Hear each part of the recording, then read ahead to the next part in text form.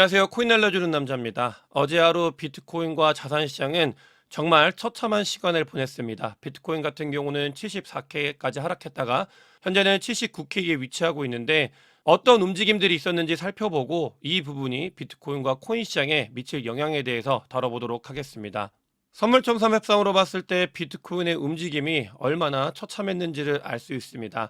어제 영상을 찍었을 때는 79K, 78K 근처였기 때문에 조금은 그래도 버티는 모습을 보였었다가 그 뒤에 비트코인과 코인 시장은 비트코인이 74K까지 급락이 나오면서 비트코인뿐만 아니라 알트코인까지 전부 무너뜨리고 심리적으로 다 꺾어버리고 대단히 힘든 하루를 만들어냈습니다. 그 뒤에 반등이 나오면서 현재는 79K 정도에 위치하고 있고 변동성이 정말 대단히 큰 하루였다라는 걸 이것만 놓고도 볼 수 있고요.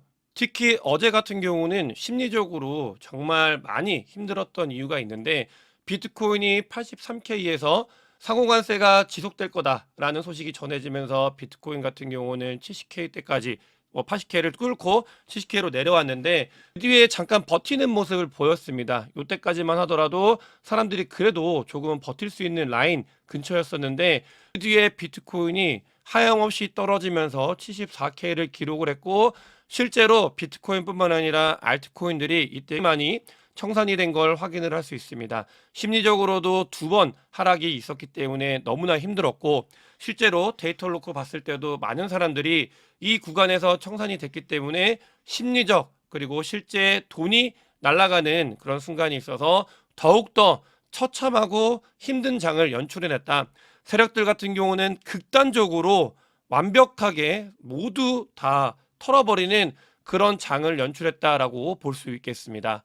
이런 일이 있고 나서 아시아 시장도 다 폭락을 하고 그 뒤에 밤에 미국 시장이 열렸을 때 이런 소식이 시장에 전해집니다.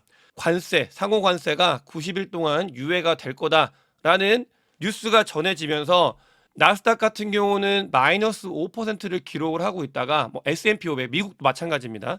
마이너스 5%를 기록을 하고 있다가 그 뒤에 8%가 상승을 하면서 플러스 3%를 기록하는 말도 안 되는 널뛰기가 발생을 했습니다. 다만 90일 동안 유예하겠다는 소식은 페이크 뉴스였다라는 게 전달이 됐고 백악관에서 그런 일은 없다라고 공식적으로 이야기를 하면서 상승분을 다시 반납을 하고 내려간 모습을 확인할 수 있고 미국 시장 전체적으로 얼마나 돈이 많은 시장인데 마이너스 5%까지 갔다가 그 뒤에 플러스 8%까지 가고 이 부분이 뉴스 기사 하나로 왔다 갔다 한다라는 말은 그만큼 이 시장의 하락과 이 시장이 만들어지고 있는 연출되고 있는 것들이 얼마나 인위적이고 트럼프와 트럼프 행정부에 의해서 좌지우지되는지를 보여주는 좋은 자료다라고 볼 수 있겠습니다. 비트코인도 마찬가지로 90일 유예가 된다라는 소식이 전해지면서 비트코인이 급등을 했다가 그 뒤에 소식이 페이크 뉴스라는 소식이 전해지면서 다시 반등을 하는 내려가면서 다시 반등을 하는 그런 모습을 보였다라고 보시면 되겠고요. 이런 과정들이 관세 그리고 매크로 지표가 전 세계를 뒤덮고 있기 때문에 자산 시장의 일부인 비트코인과 코인 시장에도 큰 영향을 미치고 있다라고 보면 되겠습니다. 좋은 점은 하락을 했다가 반등을 했을 때 다시 이 매수벽이 메꿔지고 있는 모습을 여러 거래소에서 확인을 할 수 있는데 투심이 완전히 죽진 않았고 세력들이 조금씩 관리를 하고 있다는 모습에서는 그나마 긍정적인 걸 찾을 수 있고요. 이런 최악의 날들이 이어지고 있는데 이런 관세 관련되어 있는 정책을 만든 두 명인데 중에 한 명이 주식 계좌가 거의 1경원 정도가 날라갔는데 안 팔면 손해가 아니다. 이런 미친 소리나 하고 있습니다. 시장에서는 트럼프의 정책이 정말 뭔가 문제가 있다라는 문제의식이 점점 커져가고 있는 상황이고요. 이런 부분들이 앞으로 미국에서는 중간선거가 조만간 있기 때문에 공화당 내에서도 트럼프의 정책에 대해서 조금은 컴다운을 시키거나 속도를 낮출 수 있는 가능성이 조금씩은 보이고 있는 그런 상황이다라고 볼 수 있겠고 다만 그런 것들은 조금 더 먼 미래라고 볼 수 있는 게 트럼프는 90일 유예도 하지 않겠다. 라고 하면서 조건을 단 게 중국 같은 경우는 그냥 4월 9일 날 보복관세 취소 안 하면 더 때려버리겠다라는 소리를 하고 있습니다. 그만큼 무역전쟁, 중국 관련된 거는 더 진심이고 트럼프는 했던 행동들과 말을 보면 어떤 짓을 할지 알 수 없기 때문에 예측을 하기보다는 이 부분에 대해서 변동성이 트럼프의 입을 통해서 추가적으로 나올 수 있는 가능성이 있다라는 거에 대해서는 반드시 알고 가야 되는 조금은 살얼음판을 걷는 그런 자리다라고 우리가 봐야 될 것 같고요. 블랙록의 CEO인 레리 핑크 같은 경우도 어제 주가가 20%더 빠지는 거에 대해서도 충분히 고려를 하고 있다. 그만큼 리스크에 대해서 생각을 하고 있고, 또 레리 핑크는 한마디를 더 했는데, 기업가들을 만날 때마다 하는 이야기가 이게 경기 침체다, 공황이 왔다라는 이야기를 모두가 한다고 합니다. 그만큼 미국에서는 트럼프로 인해 발생한 이 사태가 너무나 크게 기업가들한테도 다가가고 있고, 추가 하락에 대해서도 생각을 하고 있기 때문에 아까 말씀드린 것처럼 살얼음판을 걷는 자리이고, 또 관세에 관련된 것들이 변동성을 만들 수 있는 자리다라고 알고 가야 될 것 같고요. 제목에서 이상한 움직임이 있었다라고 말씀을 드렸는데, 이건 오늘 영상뿐만이 아니라 여러분들께서도 앞으로 심각하게 받아들여야 되는 자료라고 생각이 들고 있고, 뭐냐면 정말 오랫동안 강조해서 말씀드렸던 미국채 10년물 금리 가격입니다. 네, 미국채 10년물 금리 가격이 트럼프가 칼춤을 추면서 안전자산을 선호하게 만들고 주식시장을 다 날리면서 금리를 3%까지 내렸었는데 3.8%까지 내렸습니다. 근데 뒤에 단 하루 만에 금리가 오히려 그 이야기를 하기 전보다 올라간 4.2%까지 올라온 모습을 확인을 할 수 있습니다. 이렇게 아무리 채권 시장이 변동성이 커지더라도 이런 변동성은 정말 드문 변동성이거든요. 매크로를 보는 많은 사람들이 이 부분에 대해서 염려를 하고 있고요. 그러니까 이 변동성이 너무나 컸기 때문에 이런 시기가 언제 있었는지를 살펴보면 역사적으로 딱 두 번이 있었습니다. 한 번 같은 경우는 2007년도, 즉 2008년 금융위기가 생기기 전에 직전에 이런 채권의 변동성이 발생을 했었고, 두 번째 같은 경우는 트럼프 취임, 트럼프가 당선이 된 순간에 두 번째가 있었습니다. 이렇게 두 번밖에 없었던 현상이 이번에 발생을 했다.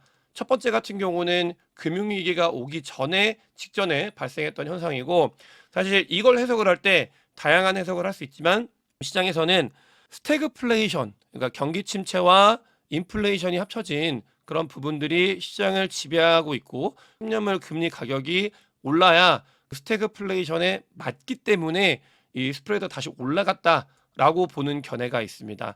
스태그플레이션이 오게 되면 경기 침체와 인플레이션이 같이 오는 거기 때문에 이 부분은 금리를 인하함에 있어서도 리스크한 부분이 존재를 하게 되고, 경기 침체가 오기 때문에 어떤 식으로 이 부분을 해결해 나가야 될지는 지켜봐야 되고, 이 신호가 좋지 못한 신호라는 거는 우리가 알고 가야 될 것 같고요. 이렇게 여러 가지 다양한 트럼프가 관세 관련된 걸로 자산 시장을 다 박살을 내고 있고, 채권 시장도 요동을 치면서 5월 달에 금리 인하 가능성에 대해서도 38%를 보는, 많이 늘었습니다. 5월 달에 갑자기 금리 인하 가능성이 있다라고 시장에서 보고 있고요. 또 6월부터 금리를 4번에서 5번까지 올해 내릴 거다라는 견해가 많이 증가를 하고 있습니다. 그만큼 시장에서는 트럼프로 인해서 시장이 정말 많이 흔들리게 됐고, 그런 움직임들이 단기적으로 매크로에 영향을 줄 거기 때문에 이 부분을 해결하기 위한 방법들이 하나 둘씩 나올 가능성이 있다라는 거에 베팅을 하고 있는 상황으로 바뀌어가고 있다라는 걸 알아야 되겠고요. 코인 시장만 놓고 보면 트럼프가 취임하고 나서 특히 비트코인뿐만 아니라 알트코인 또한 너무나 힘든 상황을 이어가고 있습니다. 알트코인 같은 경우는 트럼프 취임 이후 솔라나 같은 경우는 무려 거의 70% 가까이 하락을 했고, 고점 대비. 이더리움 같은 경우는 고점 대비 60%가 하락을 했습니다. 그 말은 뭐냐면 알트코인 전부 다 솔라나와 이더리움이 이 정도인데 다른 알트코인들도 마찬가지일 거예요. 정말 많이 힘든 시기를 지나가고 있고, 알트코인 같은 경우는 거의 대부분 다 사이클 초반으로 돌아왔기 때문에 하락장이 아니라 완전히 그냥 리사이클, 다시 사이클이 시작이 되는 지점으로 돌아와 버렸다라는 거에 대해서 우리가 알아야 될 것 같고, 포트폴리오에 있어서 비트코인과 알트코인의 비중에 대해서 다시 한번 고민을 해야 되는 중요한 시기다라고 볼 수 있겠고요. 여기에 알트코인을 더 많이 힘들게 하는 건 비트코인의 도미넌스가 계속해서 우상향으로 마치 비트코인 가격처럼 올라가서 63%를 넘었다라는 그런 상황입니다. 우리가 알트코인이 좋았던 시기가, 그리고 많은 사람들이 코인 시장에 관심을 두고 들어왔던 시기가 언제냐? 2024년도 1월부터 3월달 요 구간입니다. 근데 요 구간에 비트코인이 도미넌스를 아주 조금 쏟으면서 알트코인의 장이 왔었고, 또 한 번 2024년도 11월 달에 도미넌스를 쏟으면서 사람들이 이때 많이 유입이 됐었는데, 그때에 비하면 너무나 높을 정도로 비트코인 도미넌스가 올라가고 있기 때문에 알트코인이 극단적으로 솔라나와 이더리움이 하락을 하고 있고, 그런 부분들이 극단적으로 힘든 시기를, 특히 알트코인의 비중이 높은 사람들을 더 많이 힘들게 만들고 있는 시기다라는 게 데이터를 통해서 전달이 되고 있고, 다만 글로벌 램프 통화량을 비교해 봤을 때 비트코인의 움직임은 아직 방향에 있어서 꺾이거나, 너무나 힘들었지만 꺾이거나 다른 방향을 보이고 있지는 않습니다. 글로벌 램프 통화량은 3개월 뒤에 자산 시장에 영향을 미치고 있고, 이 부분이 우상향을 하고 있기 때문에 앞으로 시장이 어떤 부분으로 갈지에 대해서는 조금 지켜보면 좋을 자료라고 생각이 들고 있고요. 또 중요한 부분이 중국과 관련돼서는 이런 소식이 전해졌습니다. 미국의 보복 관세가 전해지면서 중국에서는 그걸 대응하기 위해서 돈을 풀겠다라고 하면서 중국과 미국의 무역 전쟁이 본격적으로 시작이 됐는데, 중국은 위안화의 약세를 통해서 이 수출 경쟁력을 계속 확보하는 그런 모습을 보이고 있기 때문에, 이 무역 전쟁이 만약에 위안화 약세가 전환이 됐을 때는 미국이 이겨간다라고 봐야 되지만, 중국 같은 경우는 계속해서 돈을 풀면서 이 부분을 지켜가려고 하고 있고, 이 부분이 자산 시장에도 영향을 미칠 가능성이 있다라고 보고 있고요.